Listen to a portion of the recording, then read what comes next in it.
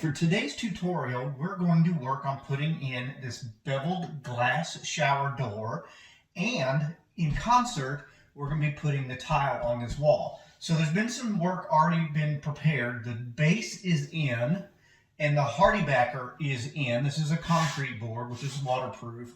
It's in and ready to go. So all my rough-in work is done. We're not going to cover that in this video, but we are going to talk about the finish work. I'll probably split it into two separate videos, one with putting the shower doors on and one with putting the tile in. But, so we're going to get started with the shower doors. The first thing I recommend, if you've not put one of these in before, read the instructions, put your pot of coffee on, get your good hot cup of coffee, and relax.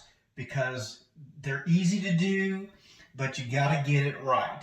So uncrate your box, make sure all of your pieces are in there, and get everything lined out. Now, when I put the hardy backer on, I already had scored myself a line along here to where this edge is going to be. So the first thing I'll do is take the upright rail and I'll put it on the pattern that's down on the base down there, and it has the markings in it of where this needs to go. So I've already done all of this, and one thing you really want to make sure is that this is going to be, plumb. So get you a good long level, make sure your bubble's in the crosshairs there, and then you're ready to go. So the first thing you're going to want to do is make your pencil marks in where the pre-drilled holes are, because you're going to either screw into the stud if you've got one available, or you're going to have to put a wall anchor in. Now,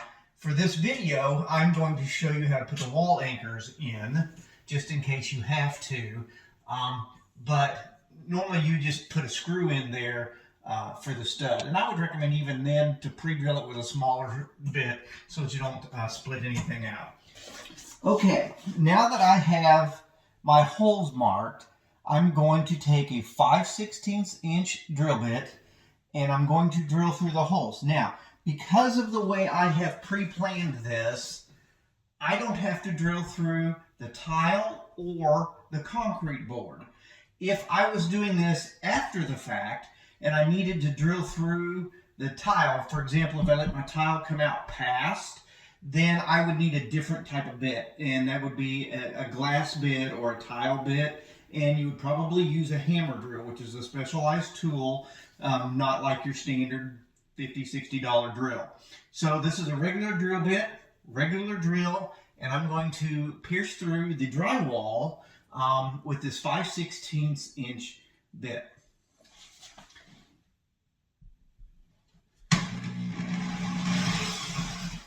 And I'm going to do this at each one of the spots that we pre-marked with the templates.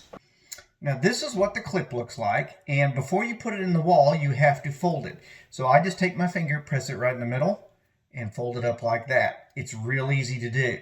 Once it's in the wall, you're going to take this little key that came with it, and you're just going to press it in there real gentle like, and it'll fold that back out just like that. You don't have to push very hard. Okay, after you have folded your clip, it goes up into the wall and you shove it in the wall like this.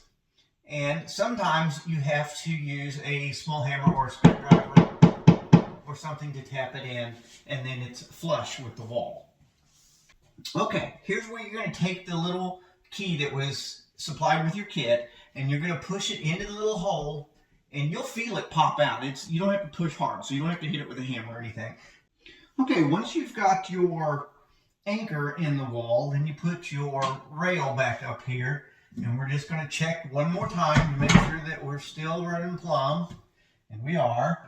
So then we're going to take the screw that it was supplied in the kit, and we're going to start it into the wall like so.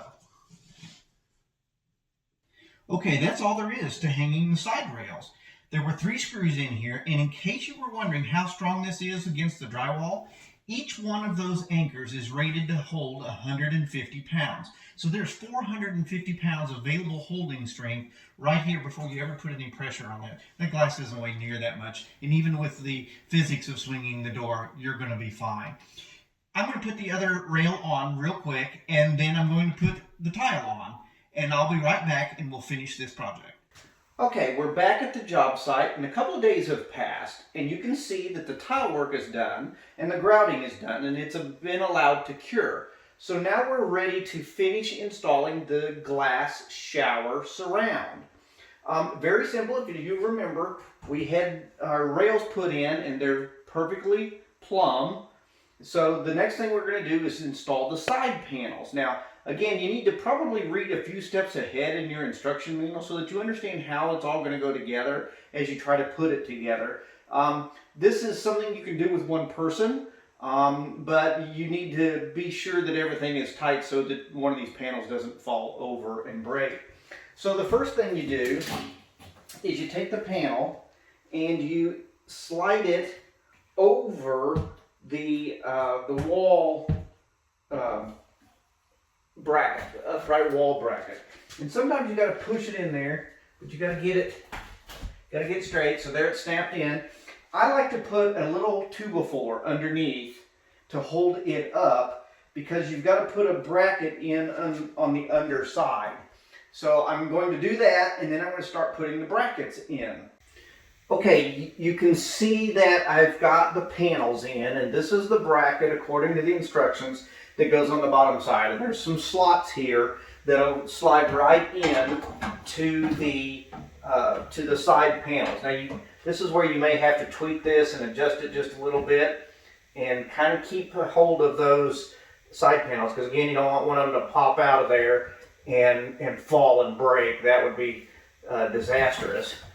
So this can be a little tedious to get these started sometimes, and it's going to be that way for me this time.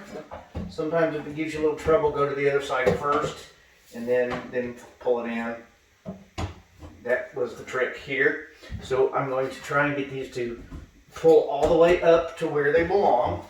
And we're going to do the same thing on the top. There's one that goes on the top, and then you'll have a place to put some screws in, and you're going to do that. So I'm going to do the top, and then we'll show you the next step. Now that we have the frames assembled where they kind of hold themselves together, we're going to pull the blocks out from underneath it, set it down gently in place, and then I'm going to put a couple of screws in so that it'll stay put. And then we're going to have to drill a few holes on the inside to permanently fasten it to the wall. What I need to do now is attach the entire glass surround to the wall brackets like we did before. Regular drill, 1/8 inch drill bit, and there are pre-marked holes here where I can pre-drill these in. So I want to make sure it's up flush against the wall, and then I'm just going to pre-drill into this edge here and put screws in it here in just a second.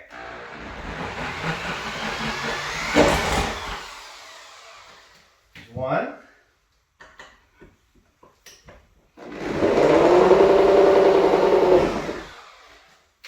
Then you want to take the screws that are provided, put them in the holes that you just drilled, and you will then crank them in. And again, they're going to be a little tight, but it's important that you get a good bite.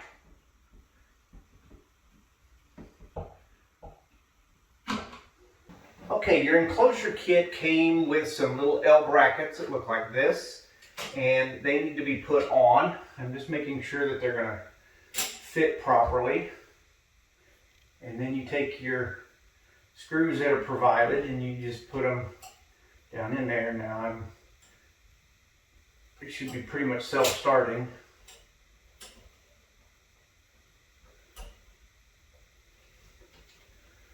And they go down just like that.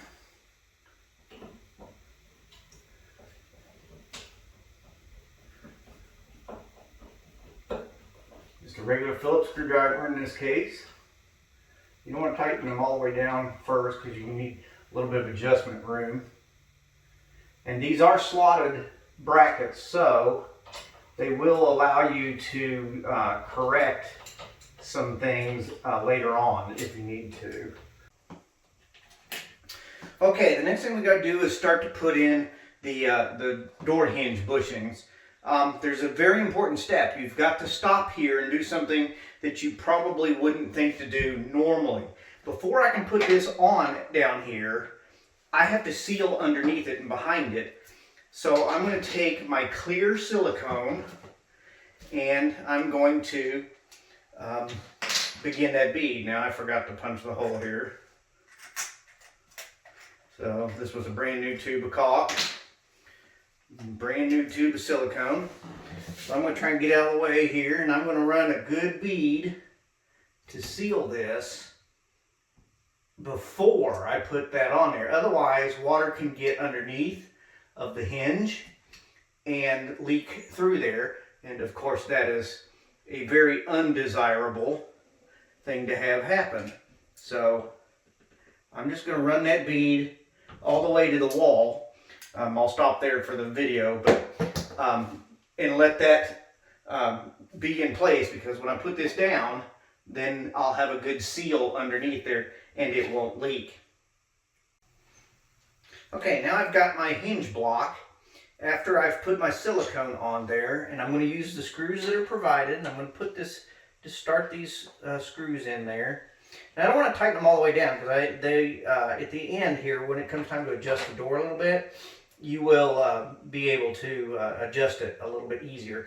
So I'm going to just take them down here, just barely tight it all, because I just want them to have enough strength to hold the door before we adjust it. I'm going to do the same thing at the top. I don't need the silicone at the top, obviously, but for down here, it's very important that you get that sealant in there first.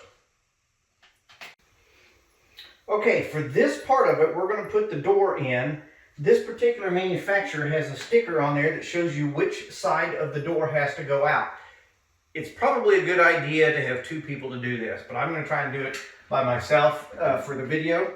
You simply take your door and you put it in the hinge down there, and then I'm going to use my foot to help prop this up before I put this other hinge on. So the other hinge, you put it up over the top like that, and then you're going to take the screws that are provided, and you're going to put a screw in there in the slotted hole, and you kind of got to hold your mouth just right, as my parents used to say, to get this started right.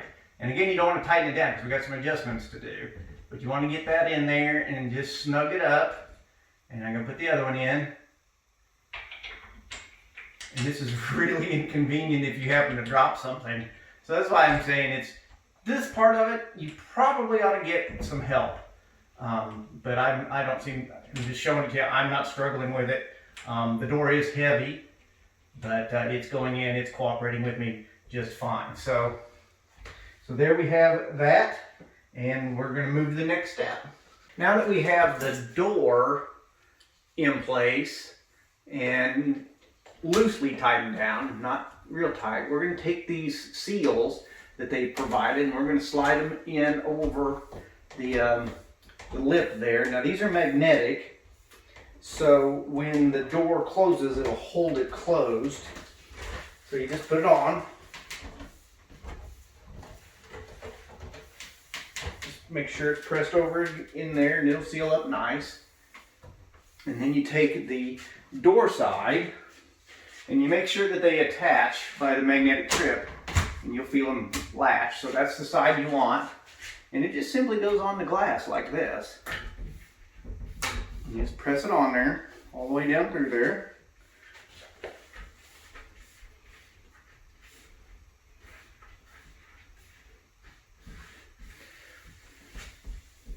Then the door should catch. And it did. So, not a real strong magnet, but it's enough to hold the door closed. And that's good. So there's another seal to put on the back here. I'll put that on. And then we can adjust the door to make sure that it's plumb perfectly. And you can see right here that there's basically no gap, and there's a little bit of gap down here. So I need to move the door just a little bit. Well, there's really only one thing left to do, and that is to put our doorknobs on. Our doorknobs are metal, and they have a little rubber gasket right there. Now make sure that this little rubber gasket is there, because if not, and you try to crank these metal doorknobs down against this tempered glass, you will break the glass. and we don't want to do that. So I'm just going to insert this in through the pre-drilled hole and make sure that the rubber gaskets stay there. And I'm just going to crank this down hand tight. I don't want to do it any tighter than that, because if we do, I could break the glass, and we've gotten into a lot of trouble. So there it is, just a little more than hand tight. And that's really all there is to our project today.